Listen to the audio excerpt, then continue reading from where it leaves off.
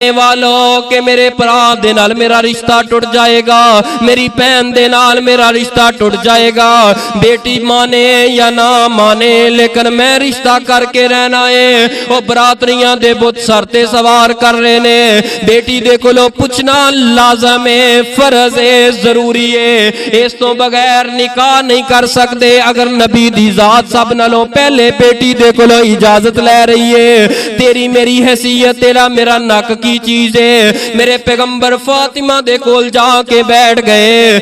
سیدہ فاطمہ خاموش ہو گئیاں، نظرہ جھکا لیاں نے۔ یاد رکھنا اگر حیا والی باقیرہ کواری عورت ہوئے دے کلو پوچھے، جس وقت باپ یا ماں یا بھائی یا پوچھے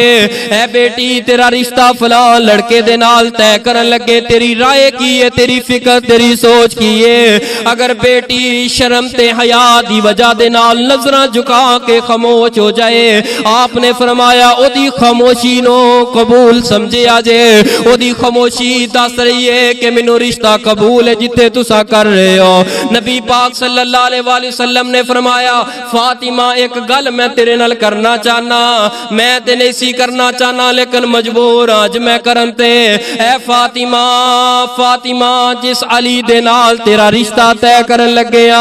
اس میرے علی المرتضیٰ دا مکان بھی اپنا نہیں، گھر دے اندر ایک ڈنگلی آٹا کوئی نہیں، اس گھر دے کوئی چیز ہی نہیں، اپنا گھر تے اپنا مکان کوئی نہیں، لیکن فاطمہ اس چیز دی گارنٹی تے شولٹی میں تیرا ابو رب دا نبی ہو کے دے رہا ہاں۔ اے فاطمہ علی المرتضیٰ دا ایمان بڑا مضبوط ہے، علی المرتضیٰ اوے جدے نال رب پیار کردا ہے، نبی پیار کردے نے۔